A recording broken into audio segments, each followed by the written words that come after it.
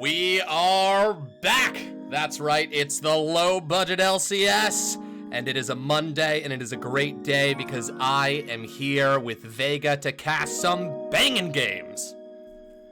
Yeah, super excited. We're in the last week, outside of the makeup week, of the regular season. This is the stressful time of the year. Everybody's making those big pushes to make the playoffs and everything like that. Every game counts a ton for tiebreakers and all the sort. Happy to be here with you, LeChance. How has your day been? Dude, my day has been a whirlwind. I have just housed a beet salad and a slice of pepperoni pizza with green peppers, and I am ready to cast. And my tummy is full, and my heart is happy. That makes me so happy. I, too, housed down some ramen. Nice. I actually walked to the deli near my house to get some coffee creamer. Went in, had complete amnesia, and just bought some Chips Ahoy cookies and a drink, and then left and came home and was like, I don't have any creamer. Then I DoorDashed some creamer. Fuck yes. That's admitted defeat. That's what DoorDash is for, honestly. But you know who's not going to admit defeat? It's either of these teams as we roll on into draft. Guys, we have got an incredible matchup for you today. Vega alluded to it. We are going to stream Financial Group B. We have Project Volatility versus Team 5 Musketeers. Sorry, it's the 5 Musketeers. And in Group B, yeah, it's the 5 Musketeers. In Group B for Financial, there are 8 of the 10 teams in the group who have a possibility to make it into playoffs. So almost every single game is deciding something, and certainly this one, as currently Project Volatility stands in first place and the 5 Musketeers are in 5th. But fifth place is actually a 4-way series tie. For third place, there are 4 teams that have gone 4-3 and have 57% win rates. Yeah, and what matters also, and something I have painfully learned in the past week, is that your game score matters a lot. So your wins and losses of your actual games is the first tiebreaker besides your, overall series record. Yes. So a 2-0 win or a 2-1 or a 1-2, those can matter a lot in your seeding, especially when, as you said, there's so many teams with that 4-3 mark. I believe Volatility locks playoffs with a win here. I don't believe any teams can get to 6 wins outside of them if they do win. But on the other side, Musketeers, wants to get that clean 2-0, wants to get that, best tiebreaker possibility in the season 5-3, give themselves the best chance at edging out those other 4-3 teams that are also competing here. But we do have the draft already, a couple picks in. Zeri for Volatility locked in first. Musketeers answering with the Ornn Lee Sin. Yes, indeed. I like Ornn Lee Sin. That looks pretty solid here. The Fiora in response. Okay, Fiora Ornn up in the top lane.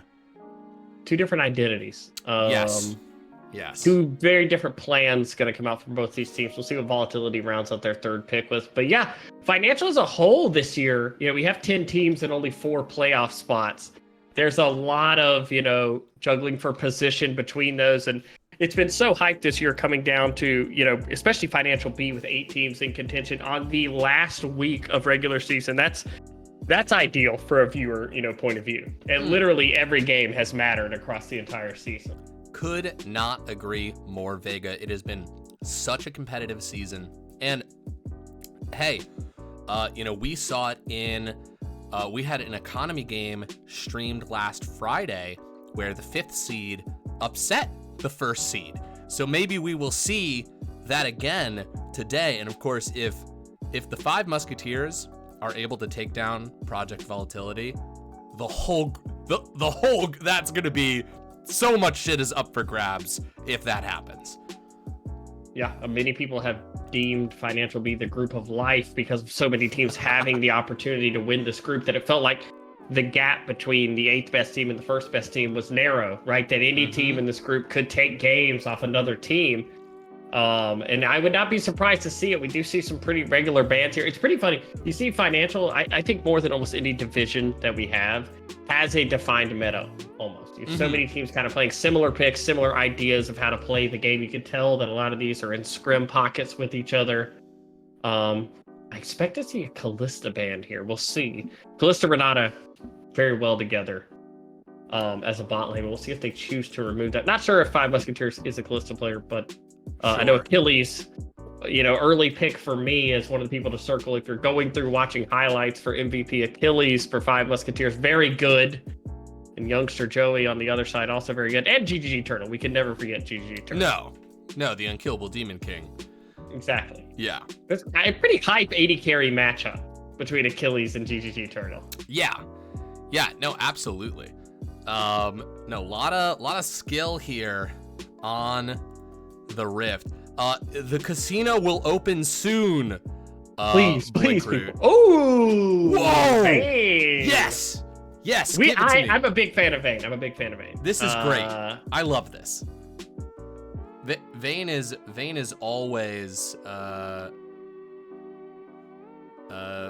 Vayne is always fun to watch.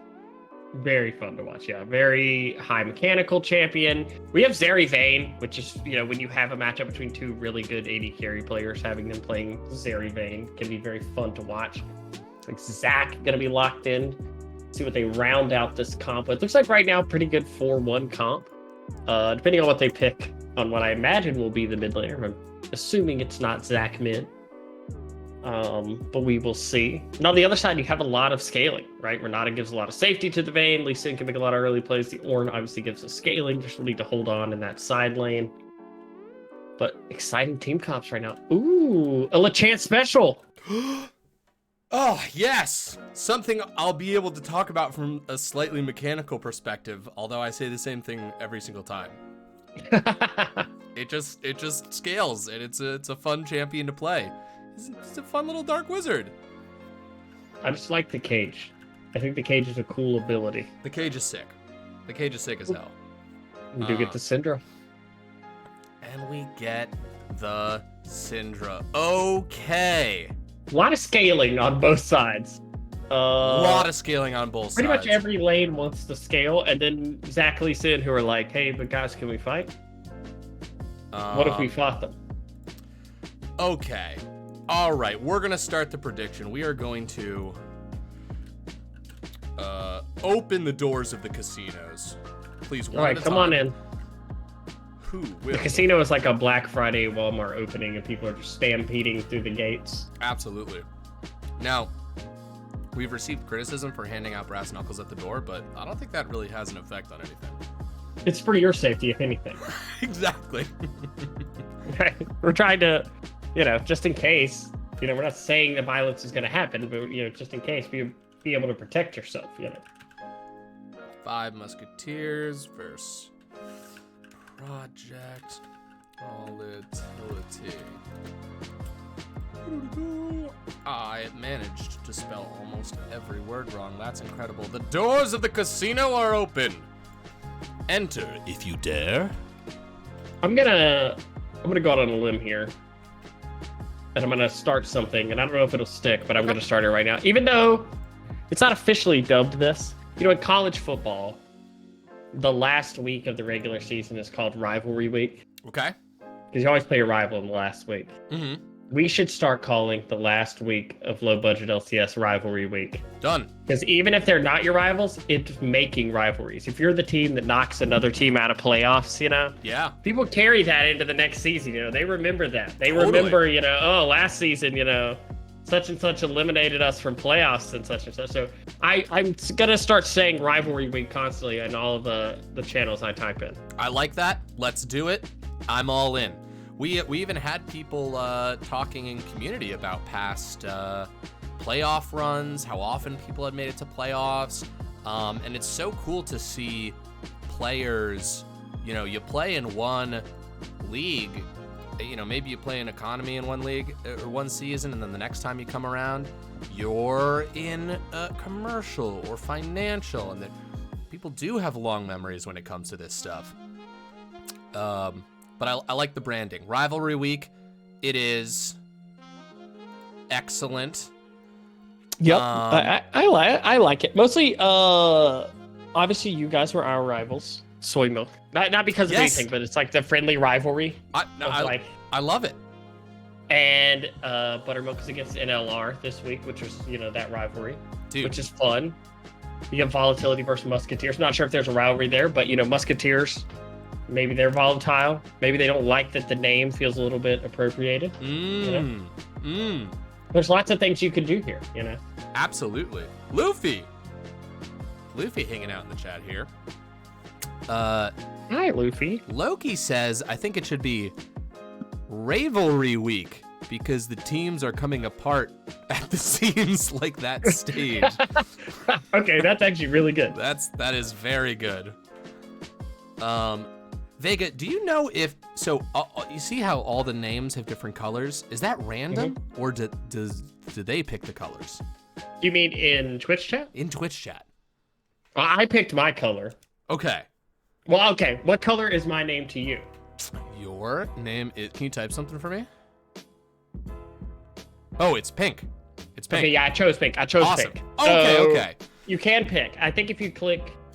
Because some people like him, the guy won, fucking chose black, which in the background of my chat thing, I just can't see their name until I highlight over it. Don't worry, him. I know it's you. Do you want to stream your client, sir? Yes. Yes, of course. Any client streamers in the chat? Dude, it's the new meta. It's the new meta. New casting meta. Project.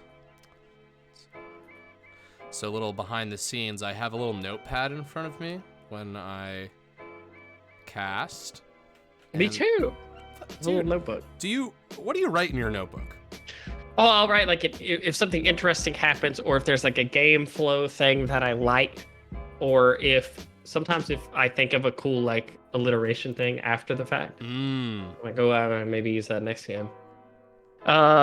Just things like usually just notes on like the overall gameplay. And now since I'm coaching a team in financial, I do some scouting.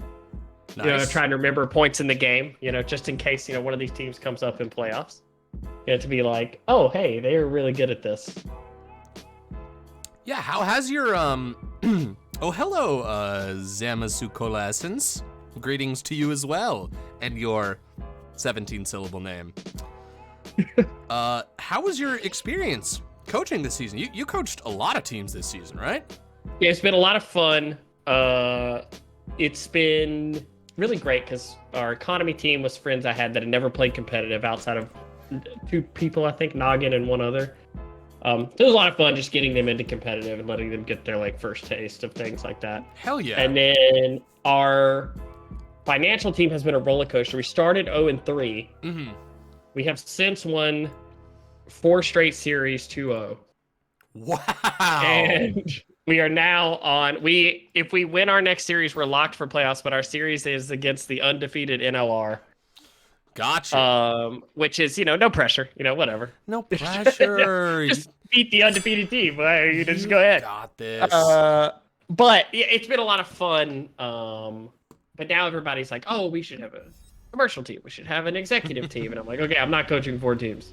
Right. Like, That's a lot. So the economy team, it was there. Those are like friends of yours? Yeah, actually, we had been trying to put a roster together like the whole off season, and we were like, my friend Noggin, who I coached last year on Silent Assassins, was like, I still want to play if you want to put a roster together. And I was procrastinating. Like a week before, we were like, oh, we don't have anybody. So I literally went into my friend's Discord, and I have a few friends who are like gold to Shiloh. And I was like, hey, do you guys want to play in that league I cast in? And they were like, yeah, sure. And so we put the team together, and that was it. Hell yeah. That's awesome. It was a lot of fun. Well, I feel like I know so many more people now, which every year I feel like I know more and more people in the league. But now when you're scrimming people and setting up scrims, you're talking to people in your group. There's so much more, like, involved with it now. Like I Right. know the team so much better. I'm like, oh, that player's from that. I had to scout that guy. He's really good. Right. Like Luffy. I've gotten so much closer with Luffy this year because we scrim each other and then played each other. Mm-hmm. But it's awesome. Yeah. Every year I found something else about low budget that I love even more. Aw, that makes me very happy. Here we are. It's game one In game. of what is sure to be an incredible series. I'm excited about this one. Especially anytime you get two teams that are like right in the playoff hunt, you know they're giving their all. There's no games where you're not trying your hardest right now because seeding matters a lot too, right? Because even if you just make playoffs, sometimes you don't want to go against the number one seed in another group. You want to get up in seeding, an easier path, hopefully in playoffs, right? Absolutely. Absolutely. Yeah, no, it really can matter a lot. And playoffs are there, this is kind of this week is really our last check-in with what. Ooh, we got the level 2s starting to pop off. Very nice. 3 passive stack from Achilles there. GGG Turtle getting pulled in right there. Very, very good trading. These Musketeers know what they're doing in the bot lane. Yeah, I talked about Achilles in the pregame. Very good. And Vayne is deceptively strong in the early game, right? If you don't have tools to directly punish the Vayne, if she gets those 3 hits on you, she very quickly can deal a lot of damage to you, get that lethal tempo proc. And this bot lane, Zeri kind of wants to get to an item or two before she fights her. Meanwhile, top lane, Never kind of a similar thing, right? Fiora Fiora will get some trading here, but Ornn still does pretty good damage early in the game. Yes. Yes, absolutely. Nice tumble there from Achilles. And would you look at this? A resub from the mysterious Clutch FG. And they've taken the time to type for 53 months, by the way. No short amount of time. And they take the time to say Crim Cram Jim Jam. Thank you, Clutch. Thank you so much. Oh, Dwayne's going to take a third shot right there. Treebeard sensing the opportunity, smelling blood in the water, but that was a really important vitality proc. What are the procs called from? The vitals, procking the vitals. Because she's like, what is it? She's like the perfect swordsman and only hits your vitals. The best duelist or something. Yes. I'm glad to see Vygar even up here in financial. I think it's good right now. I think it just genuinely is a good pick. Nice. I will say, so I got picked up at the last second to play mid lane or top lane, and then I got switched to mid lane at the last second, and I think I just got lucky. Nice hook there. And a handful of champions I play mid just happen to be strong right now.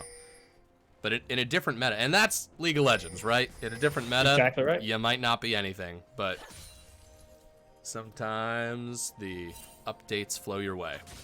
Exactly. Let's see earlier on the top lane kind of being in an isolated point. We did see Lee set up here bot, but that's really the only pressure we've seen. Not really a gank, just kind of showing bot lane. Making sure that Vayne and him could get that push in, get the reset off for free, that there's no fast push from this area just because they know the Lee Sin's in the area. But so far, we talked about the scaling in this game, and that's kind of how it's playing out, right? All the lanes kind of opting to just play. The jungler's farming up here.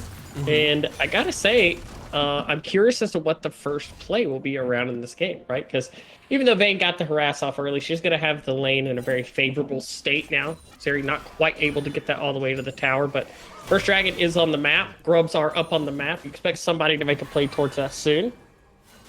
Yeah, Riot's done an incredible job of, we do see the 2 junglers are going to bump noggins a little bit here. It's going to be a pink ward that's going to go down. Riot's done a great job of putting these reasons to fight into the game. And Grubs, I mean, I've definitely seen it spiral out of control. You think, whatever. They got 5 grubs, and then all of a sudden they win a fight and they are ripping through towers. Yeah, exactly. Both teams do have pieces that will be very good. Going down. Syndra comes in, and she's got level 6. Let's see if she decides to ult. Absolutely elects to ult. Brownie's gonna live. No way! Pull the trigger on that. There it is. The flash forward. He gets in. He's gonna go down. But style points all the way for gank through lane. And also to a comp for just landing that hook under tower. Yeah, very good play. They end up trading. The gold does go under the Thresh as opposed to the Lee Sin there. So I think Musketeers probably are okay with that trade. They lose the grubs, but most importantly, Vigard does not have teleport after that play, right? Gonna lose the wave mid, gonna lose that EXP there, and won't have the flash for later. Syndra still has her flash and teleport. We'll have a little bit of advantage in the mid lane there, but that's the Lee Sin Q you've got to take, right? You see somebody sub 200 health, you got to take that Q. Yes, absolutely. Absolutely. I love the flash for it, too. Lee Sin just wanted that. All right, Ornhorn getting called. Just going to use it to clear the lane a little bit. Or maybe start the fight. Deranged actually goes in. Oh. You know, I thought the same thing. Like, it's an ult to base, but both top laners have based and TP'd back. So I'm like, well, maybe it's just right on a point of wanting to reset to get, like, mana or something like that. Or maybe reset. Oh, never mind. I'm just going to stop. I saw that back too, though. Yeah. No, I saw the base and then it was like, oh, he canceled. I don't know. I like it, whatever it is. Yeah. Yeah, Decili36 says the plan was to send a message. And, message sent. Message sent. Listen, psychological warfare. It's real. It's real here. Signed, sealed, and delivered. Now, Treebeard, and I mean, it actually, unironically did actually work out for him, right? Like, Fiora's at half health. Yeah, the wave's coming into him. It actually ends up being a pretty good play. All right, I got our phase here. Look at this, gank through lane, ganking through lane. Now, Zach is in the neighborhood, but is going to do one more camp as Lee Sin patiently waits. Ranger's going to dive back in there. Oof. So dangerous any time there. Ooh. Oh. Lee Sin reveals himself. I feel like they're trying to shove this in. They want to rotate up towards this dragon. Gank through lane is on. Ward Youngster Joey is right here over the wall. Let's see what happens. He's going to go in. He's going to connect onto 8 times. Achilles, though, is going to ult. The Vayne is in the backline, starting to wail down with these autos. GGG Turtle's going to dive in. No one's fallen just yet. That's a flash. That's a knockout. And that's going to be Turtle getting that kill there as Youngster Joey looking quite low. Nice. Akant just dropping an offensive ult here. But they get the Lee Sin. They pick the Lee Sin. They could try to do Dragon, but they're looking pretty low. Yeah, that's beautiful play right there, just playing around Vision. Zach knew what the Lee Sin was there. They forced the play, thinking they'll be able to get the quick kill onto the Thresh. Thresh able to stay alive there, and Zach punishes the play on the Lee Sin, who is flashless after the play in mid, so not able to get out of there. There'll be a kill on the Zeri. Absolutely. Huge implications in this lane, right? Because Zeri was getting iced out. Ooh, hold on. Turtle. Just going to connect with the minion. Turtle was getting iced out of farm a little bit here, and that kill is going to even the gap a little. That's actually huge. Now, Vayne does have her passive. She can chase down. Yes, she does, and even though the hook connects, that one is going to go to Vayne, evening up the kills in the bot lane. Yeah, a lot of tools were used in that fight earlier, and they really wanted to get this wave in. So like you said, the CS difference wouldn't be too bad. They'd be able to reset the wave, and they did want Vayne to freeze that. But sometimes when you try to force that without jungle pressure, that's what can happen. Beautiful job there by 8 times setting up that play. And once Vayne is chasing, your passive pretty much lets her chase down any champion in the game. So it's going to be Vayne with a CS lead and a kill now. Should be a big base for her. Yeah, absolutely. And the team's got to be feeling good, even though gold is pretty even. When you have momentum like this, Deranged is coming around the corner. Deranged has been looking for fights, right? You see it in the play style. This Fiora really truly does want to scrap. Even now, going forwards, nice. Rocks that vital. Ooh, got another one. And when Fiora's slamming on those vitals, okay, hold on. Ornhorn being called. We've got the grubs. Oh, here we go. Lee Sin goes in. Youngster Joey going to dive onto the back, but Funky Odor is just going to go. Ooh. Slips through there. Hook doesn't quite connect just yet. They don't have a ward in that vision, so Brownie is able to lay low, hang around, just threaten. But they're going to grab these grubs. It's going to be 6 grubs with the Fiora, which normally grubs are most effective when you have a split-pushing champion, right? Someone who's going to be in the side lane, hitting those towers, dealing damage for long periods of time, and Fiora is that champion. Yeah, so that will be big for Valdo. Oh, Akant slips I'm by. very slippery. Very slippery in this game. A Good concept. job by Musketeers setting up that play, though. I like seeing people set up vision plays like that. We're like, hey, we might catch somebody just walking through here randomly. There's nothing to farm mid right now. Why don't we just try and get a play like this? Totally. Just a nice little death brush. Oh, 8 times gonna pull him in. Okay, back up here to the top lane. 2 vitals proc, but the Lee Sin is here and gank through lane, of course. Hovering in the lane, staying true to their name. That's several ganks through lane this game. Yeah. Actually. If only we had a third person who could just count the ganks through lane. Okay, they've had to have been seen so far. Deranged has to go on the run. Gank through lane if they can land a Q. They're gonna back here. Lots of almost Gotta be careful. plays. Oh yeah, they absolutely do. A comp coming around. A hook here could be the whole fight, but a teleport's gonna come in. Youngster Joey might not see it. He does go in. Oh. We've got a 3v3 fight happening right here. Very nice lantern. But is it far enough? Will Renata connect with them? I don't know. Oh, but that's a stun anyways. A great hook right there. Hold on. It's going to be an ult, a teleport coming through, as well as Turtle looking another teleport, mirroring it 8 times, going pretty low. Youngster Joey's going to come back with his passive. A good knockup by Treebeard, but the cage just getting dropped down, and now you have to be careful with a Vigart in the fight.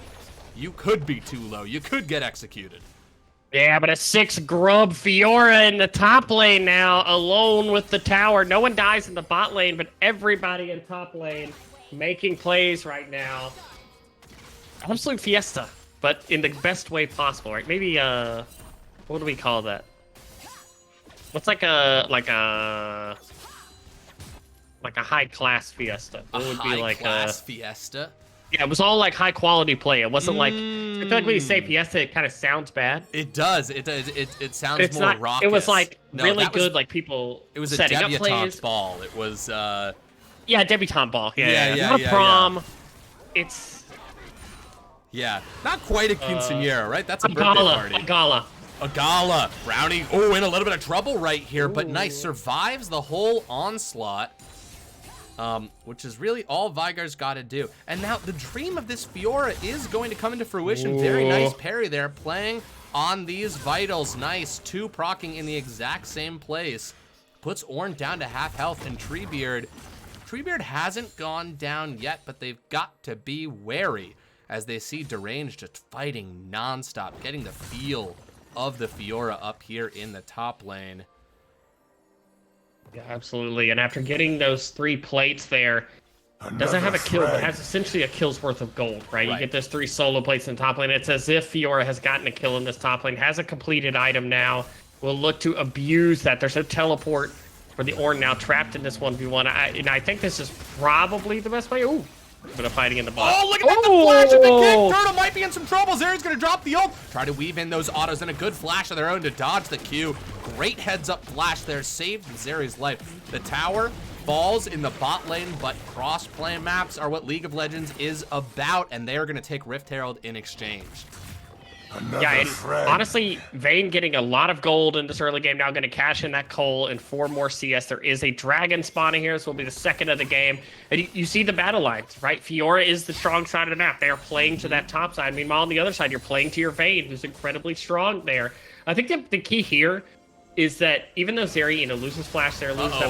Hold on. Lots of CC coming onto him. A good flash away. Oh! Tries to connect. Ooh, gets a flash here. Hold on, Youngster Joey is not done. They're going to pull them back together, but Achilles gets a condemn across the wall right here, and there's a Berserk going crazy. Renata making a huge play there now. It's 3-3 as GGG Turtle's getting focused. That's the exhaust. 8 times is the one that gets the kill on that. And now this Vayne starting to rip through the lines. Deranged shows up. Can they 1v3? Can the Fiora dream come true? The flash forward. 8 times falls. They know the Vayne has to be the next one, but the ult goes on to Funky Odor, and here it is. They've done it. Deranged is anything but that as they get a double kill and change the tides of the game. Oh my goodness, the Fiora basing and joining the fight there. It looked early on like Vayne was going to run that fight over, but Fiora shows up and says, hey, I'm pretty fed too. Takes that fight over. They're going to get the Rift Herald on the mid lane. Oh, stun onto the Ornn here too. It's going to be a decent amount of damage as they do get that. It looks like they will pick up the dragon afterwards. Absolute banger start to this game. Only 400 gold separates the teams. Yeah, absolutely. And listen, I said deranged is anything but that, but the reality is you do have to be somewhat deranged to show up and say, 1v3, I'll take those odds any day of the week, and just get right in there. And they pulled it off. That was a risky play. Yeah, I want to say Achilles makes a play at the beginning of that fight that I think almost won them the fight, which is the second the fight starts and the Vygar cage goes up, they stun the Vygar to the wall with Condemn and don't allow the damage follow-up immediately into the fight. So as the cage falls up, there's no immediate burst, and then the fight is able to break out from that point. But the Deranged, seeing that the fight's breaking out, doesn't have teleport, but takes a base and runs out of base when they see the play developing. Excellent play there. Ornn's not really able to punish, as a split pusher there. They don't have any grubs. There's not really an easy way for Ornn to punish the other side of the map without teleport. So just a beautiful play again. Absolutely. The Ornn Horn once again called. Treebeard just pulling the trigger on that. I kind of love how Treebeard's been using his ult, like not afraid to use it.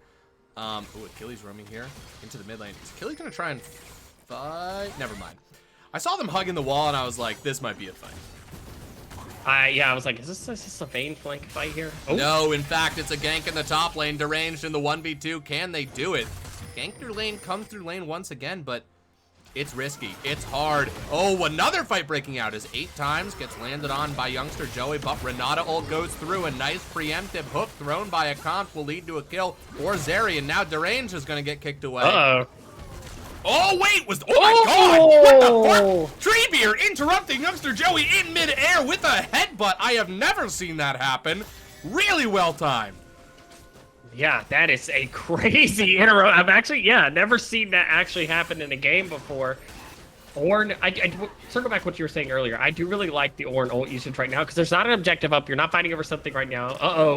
Youngster As I Joey, live and very breathe. Nice. Scatter the weak. Achilles getting exhausted. Can they do it? The legendary warrior tumbling away. A teleport coming through. Achilles Myrmidons are on the way, but Brownie could just stun him and lock him up with an ult right there. Do they have it? Yes, there it is. The ultimate skill button, the R. I say that as one who loves that champ. Treebeard in a lot of trouble right here. The hook does land. That's going to be another kill going over to the Vygar. Those stacks are really important. 8 times now getting killed under tower by Deranged. This man is insane as he gets another double kill, and they will take down this mid lane tower.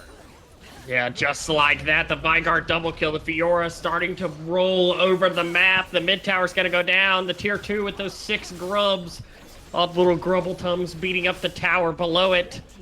And just like that, a 4K gold lead opens up in the game. And when you're playing the Ornn matchup here, all those early ults we're seeing, they may look wild and stuff like that to clear the ways because Ornn's trying to stall for the ornaments, right? He's just trying to say, I don't want to fight you. I don't want to do anything until I get the ornaments. I want my Vayne and my Syndra to get online and give them these nice, beautiful Christmas presents for them to go show everyone how strong and rich we are. But Volatility not giving him the chance. Nope. Making him come to the party in October. Absolutely. The fight. We're trying here, okay? We're doing our best. We're doing our best. In the season, we're doing our best. The fight that I'm interested in seeing, I don't even know how to sort of like make it even, but I think there's a potentially very interesting fight to be had between Deranged and Achilles. Both have very, very fast fingers, and of course it would come down to a lot of kiting, and it would be over. It'd be over in a second. But both of those players right now have some pretty intense power. Oh, I can't. That's like the dream matchup. I think it comes a lot down to, does the Condemn get reposted? Yes. Who's got the faster fingers here? Yes, absolutely. In the dual gank through lane, just over. I'm gonna set you up to, at some point in this game, there has, if God forbid, Volatility wins, there has to be an Achilles heel call. Yes, somewhere in this series. 100%. I got Okay, the Myrmidons in there before. That was beautiful. See. That was beautiful. Deranged. Oh. All right. Just reposted it, just cause. Might as well. Deranged emote usage top tier also. Well done. Is there a deranged emote? Does it say? No, just their emote usage has been good so far. Gotcha. Just very good topical. Whether you're dying or messing up a phone. 8 times in a lot of trouble right here. That's a good hook from a comp as they find another kill for Deranged. There is... Okay, good. Volatility is going to opt to push this mid-wave out before heading directly to the dragon. I was going to say there is an angle if they go too fast to the dragon. Mm-hmm. Or a Baron. Vayne does eat Baron. extremely fast on 2 items. They do their homework. They make sure Fiora's up on that side of the map. There'll be no counterplay here. Purely securing that second dragon. And right now, Fiora, a scary, scary being. But quietly, you do have this area also 3-2 right now. And the Vigar very strong. Yes, indeed. Uh-oh. Funky Odor potentially in some trouble. Deranged finding themselves in the 1v2, but not looking upset about it. Sorry, did I say 1v2? I meant 1v4, as everyone has shown up to take down this Fiora. Now it's going to be a similar gank on the other side. One more auto does it, and they do it. They get the kill. They feed it into the vein, which is Should big. be a Baron, I think. I think you definitely trade the tier 2 bot for the Baron definitely. here. They're on it. This is a great play from them. Yeah, this is huge. Also, Vayne got that shutdown on Fiora. That is a lot of gold injected into the Vayne here. 1,700 in pocket right now. Dude, Vayne has the most gold in the game. Oh, Youngster Joey's here. Oh my god! Zach, legendary for stealing Barons. Can he do it? Can they kill him before it's done? They get it! And they're gonna get Youngster Joey. Actually, no, sorry, he's just gonna... They should get. They should get They it. should get it. I love a comp for standing there and being like, I will give you the chance to get out if you get together.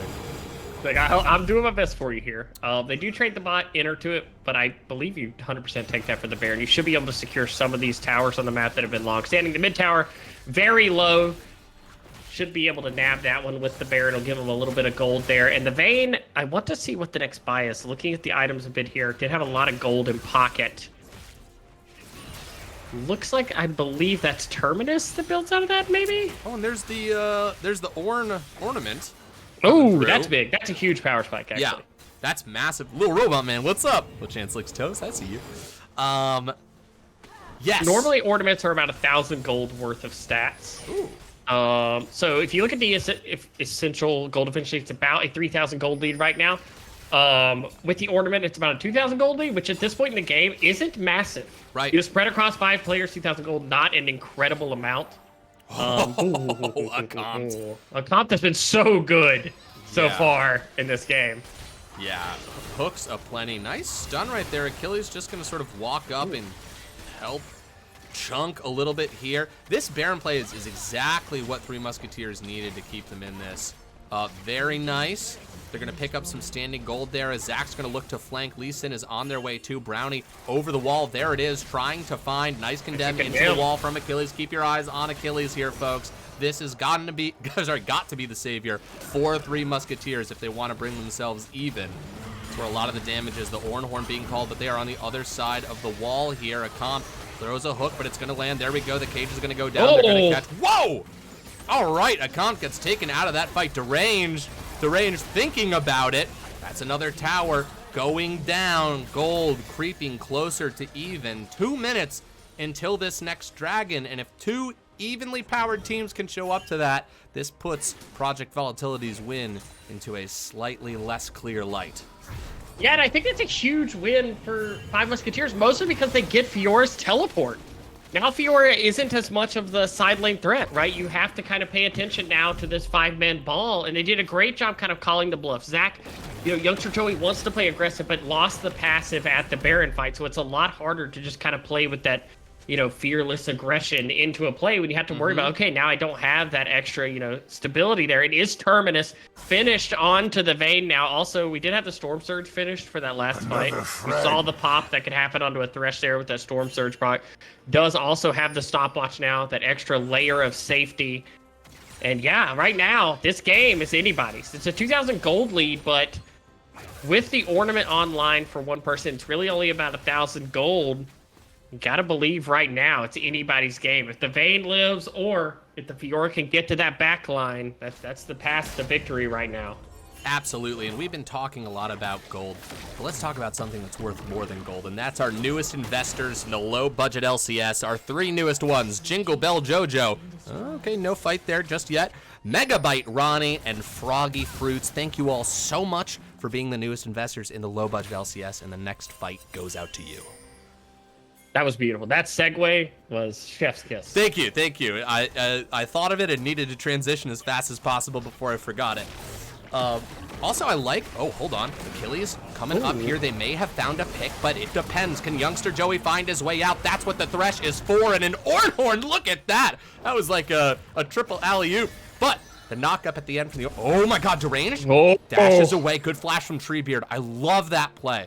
I love that play. This team knows that if they can pick deranged, that's so much gold gone. But because of that, lots of tools are missing from the toolbox of the 5 Musketeers as this dragon fight starts.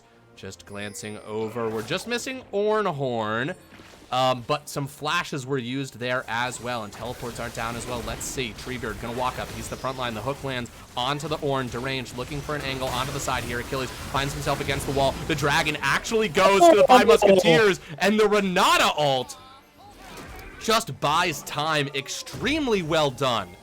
Now even on dragons, the 5 Musketeers inch ever closer to an even game. I gotta say, gank through lane, beautiful job there. Goes in, picks the Zac out of the pit, and then smites the dragon. Beautiful job setting up there. They use the Renata ult to deny any return, fight for them trying to punish for investing into that. They get the dragon, they get out, they say we live. There's another ornament online now. And they're doing a beautiful job right now holding this game, but you gotta wonder, this isn't just exactly a scaling advantage. You do have Vigard and Zeri on the other side, who also scale very well. So both teams are probably saying to themselves, don't worry guys, we scale. Yeah, and the great thing is that they're both right, up to a point. Ooh, 2 supports running into each other, both stunning each other, but who will show up first? It's gonna be deranged coming in, and I don't see 8 times getting out of this. I will buy you a pizza pie if you get out of this. Okay, sorry. Oh, you're safe. No pizza to be bought. Woo! That is Baron in 15 seconds. Yeah, that's actually very, very rough because it's going to be tempting to fight, right? It's going to be tempting to try and get in there and stop them, but I don't know if they can do the 4v5. It will be tough. They do have Zac passive back online. Also, they would need another pick. Achilles is here if they can front to back, but that's hard with Scatter of the Weak. That's hard with Deranged diving in. That's hard with youngster Joey and his Mad Lad leaps. But speaking of Mad Lad leaps, Deranged gets kicked across. They're going to go for the execution, going so low. Can they get it? There's the knockup on the back end, but they don't actually get him in the end, but they do push Team Project Volatility off of that Baron. The fight's not done yet. They're in the jungle. Lots of angles to condemn. Here. Look at Achilles on a secret mission right here. Holy shit, that is scary as fuck. Youngster Joey, wait a second. Eyes on Project Turtle. Oh, youngster Joey jumps in, gank through lane, going quite low, but 8 times it showed up. But a teleport in the Baron pit. They probably don't even know about this one. That's a Zac passive, gonna be popped right here. Where is Achilles? I think Achilles is... He's 1v4 on the other side. Oh my god, the camera doesn't even care about that. And Achilles is the only AD carry I've ever seen saying, don't worry, I'll zone the team. Listen, the front line's for everyone. Back-to-back Barons going into the team that was down in gold, but the 5 Musketeers brandish their blades and say, no, we can do this. Just teleport. There's another Baron. Oh my god. What a game! And that is an ornament onto the Syndra now also. They continue to pile up here more gold. The gold essentially dead even now, about 6. Actually, it's not. Because of 3 ornaments, it's essentially about a 3,000 gold lead right now for 5 Musketeers. As they do have that advantage. One thing I'd like to see is Volatility opt into the side laning more. They've kind of sucked themselves into the 5-man several times over, which is not Fiora's strength, right? As we see, when there's a lot of people grouped up, it can be hard for Fiora to kind of navigate a fight. She only has 1 riposte. There's a lot of abilities being thrown out. It's easy to fight when Fiora is not pressuring you in those side lanes, not, stressing your communications and your resources and things like that. Yes, indeed. And we've got a little bit of a breather right until this dragon shows up. Although, by all the textbooks, they say that you should be setting up for dragon ahead of time, but with this Baron push, they're just going to elect to go for it, and I don't blame them. There's a lot of standing gold, but look at Deranged splitting on the side there. That's 1 tower that's just going to go down, which means they have got a numbers advantage. That condemn is still going to land right there. Youngster Joey maybe in some trouble, but a beautiful cage catching 3 right now. Gang through lane. He's got the Renata thing on him. We all know what it is, except for me. And the Baron lane. The wave is just so powerful, stacked, crashing into tower. But Fiora's causing so much trouble. I don't know. These are some pretty low health bars on the side of the 5 Musketeers. There we go. Funky Odor in a lot of trouble right there. Youngster Joey able to flash away, but look at the trade. Oh, and Achilles says, wait, just gotta go. No, they go down in the very end into range. Wait a second. Wait a second. This could be game. Deranged, if they win the 1v1, this could be everything. They're gonna get the inhib at the very least, but having Baron makes it less likely, right? It's a pretty low health looking Fiora. Oh, wait a you gotta second. be careful, Fiora! Oh, He has Thorn Mail! Uh-oh, teleport coming in. Get out of there, Treebeard. You gotta heal up. It's Brownie. Good job running, honestly. Oh, okay, that was all over the place.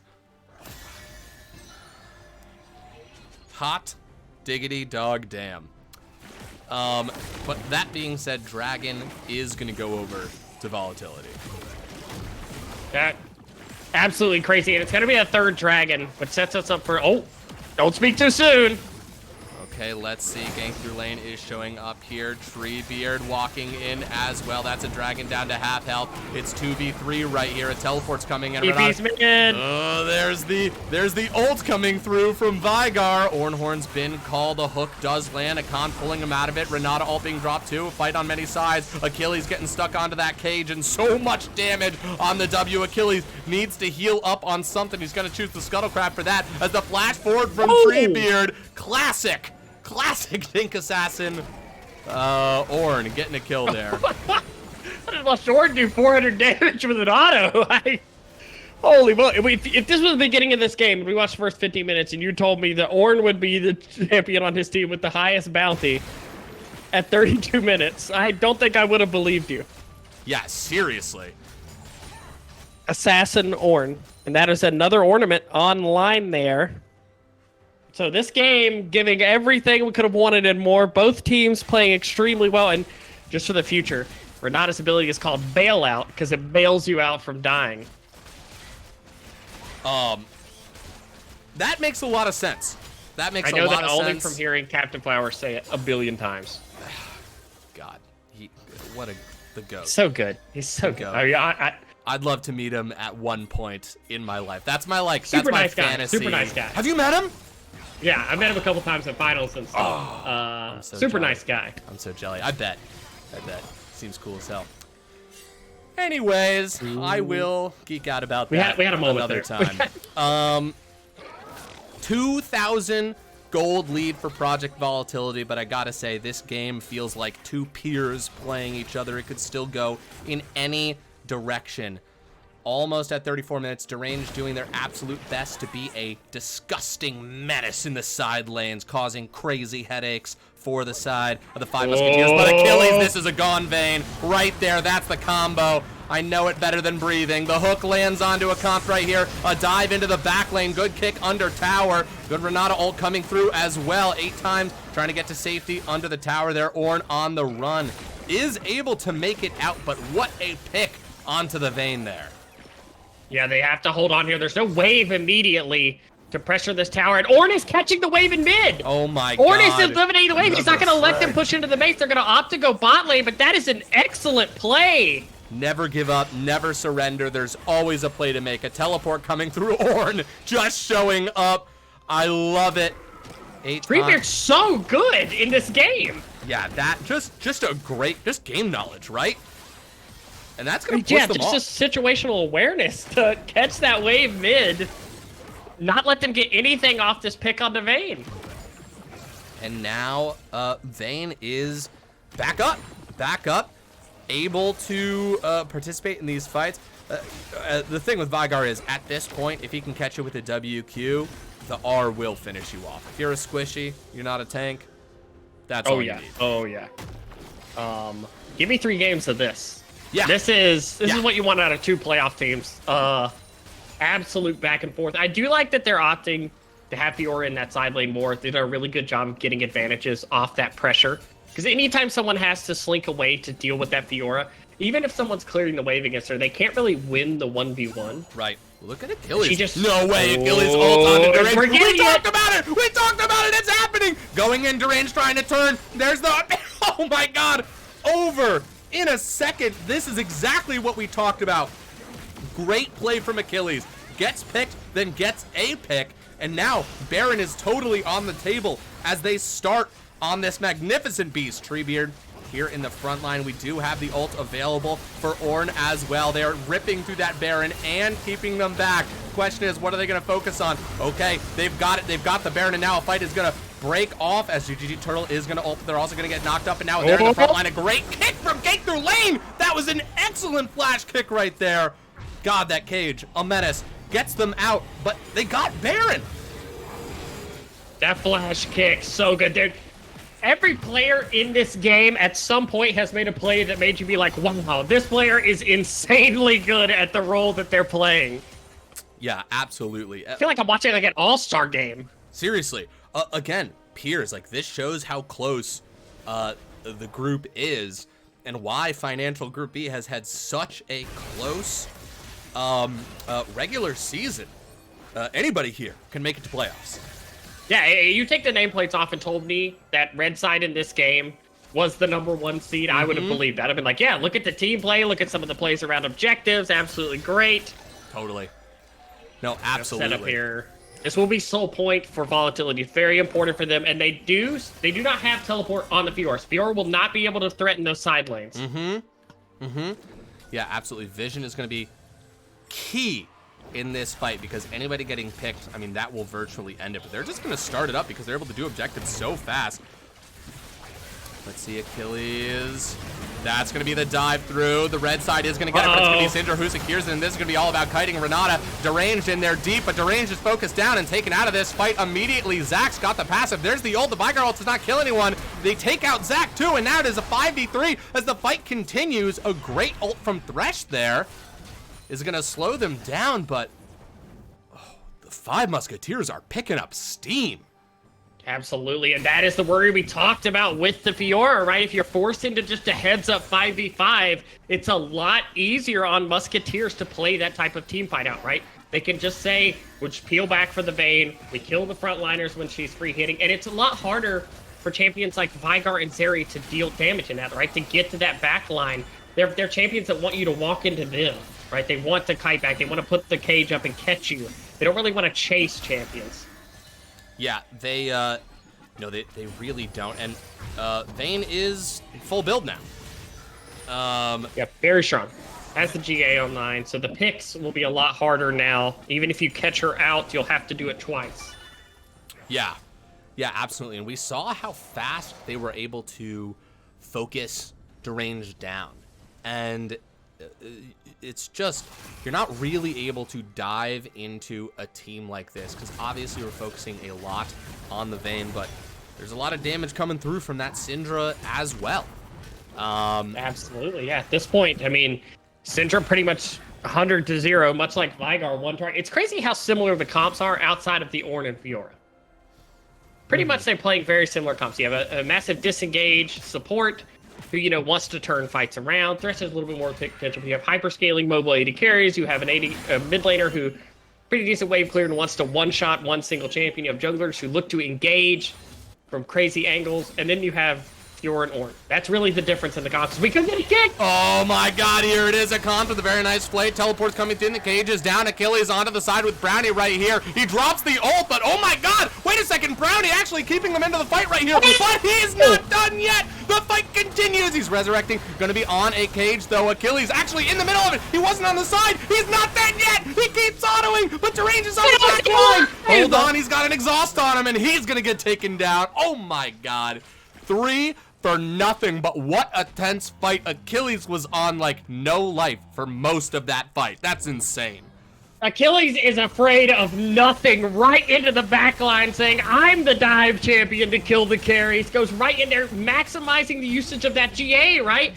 Vigar doesn't want to drop the ult on it immediately because it's a GA. He says, I want to save this to actually remove them from the fight, but Cage is still up here. Yes, indeed. Let's see if they can mount a defense, but Brownie's going to get pulled in. They're going to get taken out, and now the tower being focused down. A comp, the last one left. Very nice using the turret right there, and the Nexus exposed. The 5 Musketeers come back in the game, and we are off to an incredible start with this series. Holy moly, what a game right there. 5 Musketeers showing up. And truly just like keeping, I mean, Volatility did start to run away with it. They did start to get a lot of momentum there. And they just held their own, grit their teeth, invested in that Vigar. Invested into that Vayne, and just, I mean, the scaling was incredible. Yeah, I mean, both teams, really high level of play right there. Both teams felt like at some point in the game had complete control just in the late game. I really do think it's some of the side lane control. You get 3 Barons go over to the side of Musketeers. It's going to be hard to win a scaling battle against that, right? They managed to stall the game. And I think if Fiora had more opportunities to get into a side lane there, maybe that game looks a little bit different. But that's a good job from Musketeers for forcing things and forcing them to have to group around them, and not be able to play that side lane game. Yeah, absolutely. I'm curious to hear what you think about, because normally, like, a team wins in game 1, and you talk through it, and you're like, oh, come on, YouTube ads. And you're like, okay, shit went down. Shit went down. It's kind of crazy. Shake it off, move on to the next game, and you try and come up with some things of like, what do you do better? What are you not worried about? But both these teams, I think, played really great. I mean, if you had to give any advice to Volatility, right? Because they're the ones on the edge now. Is there anything that comes to mind of like what they should bring into game 2 here? I mean, biggest things for Volatility, I think, is just, reset your mental. That was a very, very good game, very close game. I think just opt into, playing your style. I mean, you had all the tools in that game. I think you got a little bit too aggressive with your lead, maybe thinking you're farther ahead than you are, trying to play like, let's just 5v5, let's just end the game, and maybe, take a breath, settle down into your comp a little bit more, talk about what your win conditions are, and then play towards them, right? It's very obvious that they have the players and skill to win the game. They got great leads all throughout the game. They made amazing plays, but settle in a little bit more, you know what I mean? First game of a series, that can happen a lot. I expect Volatility to punch back in a game 2, Absolutely, and they've got us, the spectator client. They're ready to drive. These teams are on top of it. Hot damn. Now have they switched sides? They have not, and therefore they have earned my thanks. Although I do need to do one thing. I am curious as to what the changes will be in draft there, right? So you did see the Twitch, the Ashe, and Xayah ban. Volatility is maintaining the blue side there, so luckily, no behind-the-scenes shenanigans needed to change things. Let's see. So far, same bans from blue side here. We'll see if 5 Musketeers opts to ban anything different. So far, first 4 bans, all the same. Will the Xayah get through? Will they opt to ban something out instead of the Xayah? They didn't early pick AD carry for 5 Musketeers last game anyways, so I don't know that they'll opt to change their first 3 bans. Maybe the second 2 bans will get changed there. A lot of debate over this last ban. They are going to ban the Vayne. The Vayne removed, leaving the Xayah available now. That was banned in game 1. Will they remove the Jinx for 5 Musketeers? We will see. Like we said early, and just getting a win in a series is big right now. It's the Jinx ban that is going to be removed there. Just removing, or even getting a game in a series can be huge in tiebreakers because of the percentage changes and kind of how that works with like tie breaking and things like that. Picking up any win like that can be massive for yourself in trying to get into the playoffs. See what Volatility opts. The first pick is going to be the Wukong this game. Opting for, I expect Wukong to be jungle, could be top lane. See what they choose to do to answer that. Last round, they did opt the first pick, the Zeri. That will be off the board now. Thresh locked in for 5 Musketeers. See what they choose to pair with that Thresh. Last round, they locked in their support, jungle, and top laner in the first 3. Now opting to pick that support on the first pick on red side. See what they choose to pair up with it here. Still lots of 80 carries on the board. Last time they did opt to save it will be Lee Sin. Again, Lee Sin was very instrumental in game 1. Getting through a lot of stuff, able to secure a lot of objectives for the team. Pretty good flash kicks a couple times in that game. See what Volatility has cooking for themselves here. I thought the Fiora was very good, but this time obviously they don't see the or they opt to lock in the Xayah themselves here. Instead of banning it, they're just going to play the Xayah themselves. Love the color coordination there. Also, with the Rakan gets locked in, we do have 3 red champions. That's pretty big. That's got to mean something. But no, Rakan, very safe playmaking lane. Does do well against any of the all-in stuff that could come out of Team 5 Musketeers here. And what will 5 Musketeers round out the first half of their comp with here? I do want to point out a great comment that Paboa had in the middle of the last game, which was that Fiora was picked away, which is arguably the most Musketeer champion in the entire game. That's true. I think she has a Musketeer skin too, doesn't she? Oh, I think you're right. Ooh, the Lucian. I like this. I like the idea of, give your playmaker a playmaking champion. The Lucian's very good in the 2v2. It's very good. 2-item power spike will be very strong earlier in the game than the Vayne was. And if you feel like maybe you're out team fighting another team, picking something like the Lucian can be very good for trying to hey, let's take our advantage and let's play strong with that advantage, right? Let's try to bully a little bit, not take the game to 40 minutes. Let's try to early on in the game push our advantage. Totally. I think what Solo Island is saying right here is that Lucian is one of Achilles' best ADCs, so we get a little bit of insider knowledge here. We do like it. Vigar and Syndra banned out here, along with the Vex and Fizz. Lots of mid lane bans, so we're gonna go way down the mid lane list here. So we already have the Swain, the Aurelia, the Akali removed. So I think a total of 3, 4, 5, 6, 7 mid lane bans. What do they got? The Karma. All right. They want to fight early in the game. They are Yes. They really want to brawl around dragons and things like that. I love it when you turn to a teammate and you say, "What's your 8th pick?" What's your 8th best champion? What's funny is when you watch teams like this, I said in the first game, I was like, wow, they really play kind of an established meta style. And then I realized now, okay, there it is. I was like, where's the Ahri and Talia? Everybody else seems to handshake mid lane. Yup. Yeah, I've been there we go. Getting rid of that Ahri as much as possible in my games. Ahri, Talia, Zir, all of the familiar faces in the mid lane. But we do Karma also in there. We do it the Karma Ahri matchup this game, but Volatility will have to blind top of this game. As this game, 5 Musketeers has opted to hold it, and it looks like it will be the Cassante. One thing I don't like, we'll say, I'm going to go on record now. Volatility's draft. The only thing I don't like, Ahri not a red tinted champion. They've got a lot of other champions that kind of have a red vibe. Yeah, I see what you're saying. I'm on your side.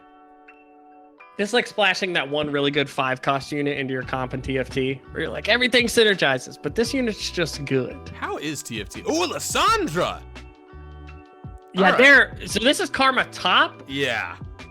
Solo Island called it really early. Yeah, like a beautiful call, Solo Island. This is going to be a lot of fighting in these comps. A lot of tools here to fight around objectives. Teams that don't really want to isolate in lanes for extended periods of time. This should be a fun game to spectate here. I could not agree more. And folks, if you think this is going to be a great game, what would make it even better? if you put a little wager on this one. The casino doors are open. Prediction is live. Don't roll in 5 minutes and say, quickly, open up the predictions so that I can bet. No, the doors are open now. Get in there. Find a baccarat table and gamble on that. Don't even really understand how baccarat works. It's just a fun thing to say. Also, I'm not trying to influence anyone's betting, but I waited till the last second last round and bet the under. And I'm 4.5K richer now. Dude, you are flush. I'm telling you. If there's one strategy I'll ever impart to you, it's wait until the very end of betting. And when you see whoever is severely bet against, you just take the under, bet everything on it, and you'll probably make money sometimes. Love it. Love that sentence. You will probably make money sometimes. Lil Robot Man says, my game 2 bet is always whoever needs to win for game 3. I respect that as well. I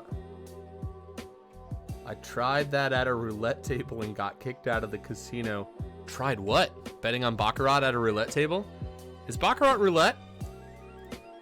Let me look this up. How do we spell baccarat? Baccarat. Baccarat Hotel. Baccarat is a card game played at casinos. Hey. It's a comparing card game. There was Interesting. a guy I went to college with who would call Bacardi Baccarati. Love that. Love that. That's what I got for you. That's my input on Baccarat. Hey man, that's about as much as I knew about baccarat, so we're Yeah. even. We're giving our own inputs here. Okay. We know where everything is. It is truly the Karma Top. It has all been locked in. You can't take it back now. Yep, you're playing it. I think. I like the change from game 1 Yeah. of where everything was scaling and now it's like, actually, we're just gonna fight you. Yeah. Yeah, I totally agree. Also, just like awesome that these teams can do that. Where it's like, Yeah, it says a lot of like where you're able to just be like, oh, we play that style. Okay, now I want to play this style. Really? I wonder for Five Musketeers, because you won game 1 on kind of the scaling picks and stuff like that. You kind of won on the, playing to the late game, playing to the team fight. Now you're playing a vastly different comp, right? Karma, totally different role to play than Ornn. You don't have the ornaments coming online in the late game, things like that. Lysandra, way different than Syndra. Lucian, obviously much different than Vayne. Kind of similar in into the way you're navigating fights, but definitely not the flash into the backline and 1v2 the carries type champion. mm-hmm. So I wonder how that will navigate in this game. What do you think? Which comp are you leaning towards here? I think I'm leaning towards Project Volatility, and it's because my imagination leans towards the side of the Wombo, and I can just imagine Wukong ult, Rakan, on top of that, Xayah just ripping feathers across, the REQ going through. That's kind of where my head goes, and I think, yeah, that's not too unreasonable to think we're going to see that once or twice, and if it happens at a super important fight, that could be the game. So I think I'm a Project Volatility better this time around. I'm going to agree with you for similar reasons. I think that ease of execution for the Volatility comp is easier. Rakan, Wukong, pretty easy to set up. Pretty easy tools to use. And then, like I said, you have the Ahri on top of the Xayah, the self-peel and stuff like that. And Cassante in a side lane should do okay. He'll get harassed out a little bit, but I don't think it will be bad. And I do think that you are on a little bit of a timer now as the Musketeers comp. Speaking of timer, you've got 2 seconds until the gambling's done. I'm so sorry. Oh, no. Did everybody get their stuff in? I hope everybody did.